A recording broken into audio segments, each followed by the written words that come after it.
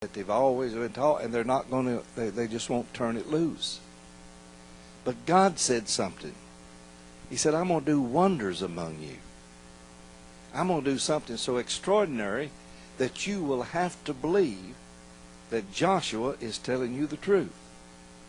Because they were kind of leery, just like people are today.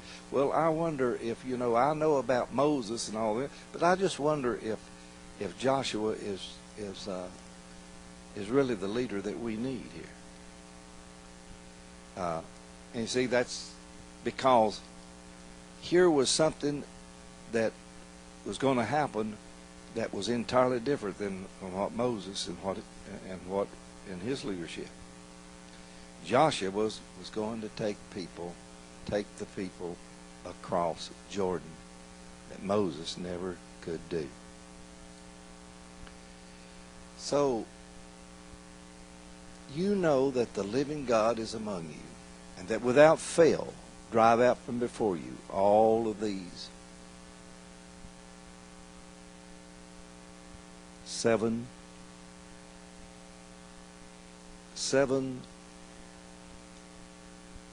nations here. All these people, he's going to drive them all out. See, all of this has got to get out. All that stuff that's been put into our minds through religion that had no revelation, no understanding, it's got to get out of our mind so that we can start believing the message of life. Now, the whole Jesus' teachings was nothing about death. It was all about life. He said, I am come that you might have life and have it more abundantly. He said, I am the way, the truth, and the life. I am. I am. And that's what the New Testament is all about, is life. Immortality in the New Testament has been brought to light. But because of our teaching that we just can't believe that we could have life and that God could do anything to preserve us until we get our change. Not many people believe that. I can tell. It's hard to believe something when you've been taught something all your life right contrary. And the thing of it is, not many people wants to learn anything.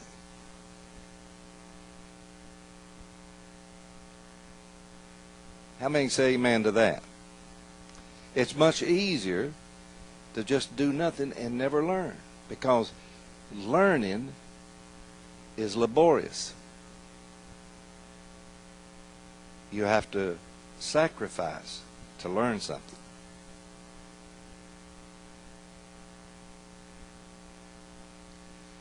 And so all of these seven nations has got to get out. Behold, the ark of the covenant of the Lord of all the earth passeth over before you into Jordan. The ark of the covenant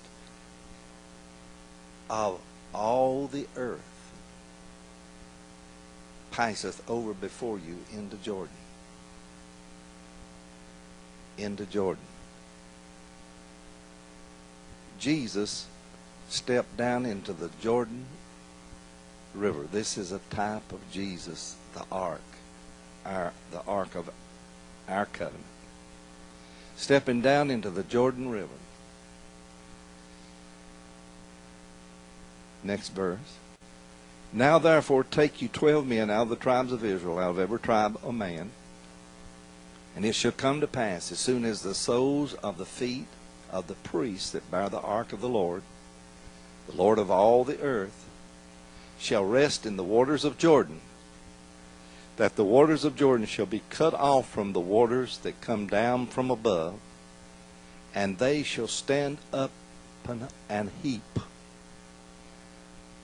And it came to pass, when the people removed their tents to pass over Jordan, and the priests bearing the ark of the covenant before the people. And as they bare the ark were come unto Jordan, and the feet of the priests that bare the ark were dipped into the brim of the water. For Jordan overfloweth all his banks all the time of harvest. The river was so full that it was overflowing its banks.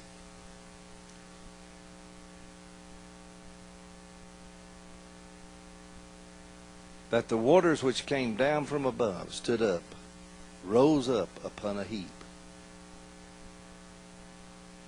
very far from the city Adam, that is beside Zaratan, and those that came down toward the sea of the plain, even the salt sea, fell and were cut off, and the people passed over right against Jericho. Now, I want to show you something here that this city of Adam, where they passed over Jordan River when it opened up,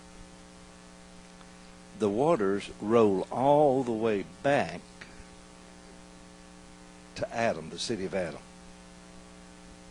Now, what happened and why this did this, God is showing us that when Jesus stepped down into the Jordan River, down into death, and paid the price for us, that the judgment that came upon us all the way from Adam, that the sentence of death, judgment passed upon all men, came upon us.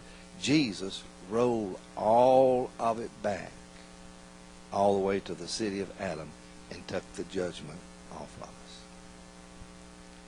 We are no longer under that sentence. Jesus delivered us. And whenever this happened,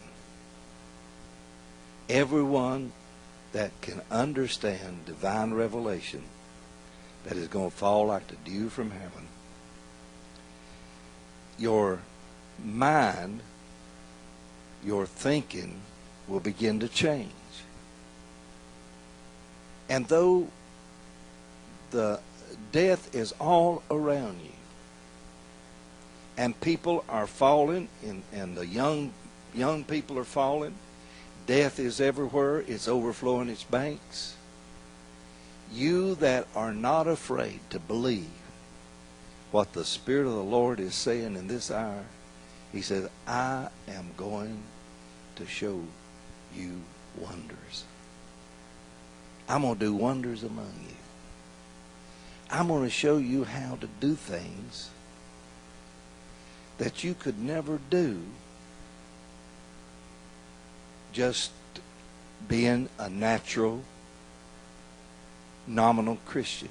I'm going to show you something that is far beyond anything that you have ever known before.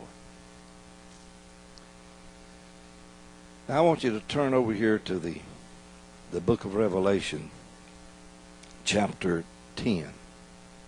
Revelations chapter 10.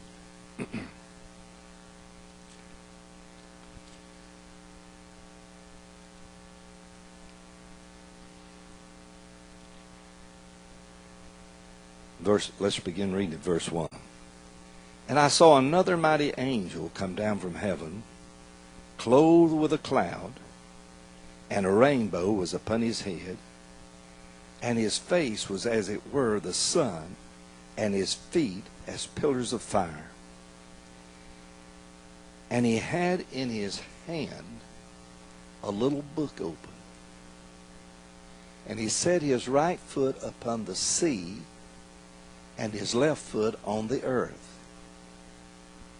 and cried with a loud voice as when a lion roareth. And when he had cried, 7 thunders uttered their voices. And when the 7 thunders had uttered their voices, I was about to write, and I heard a voice from heaven saying unto me, Seal up those things which the 7 thunders uttered, and write them not. Now,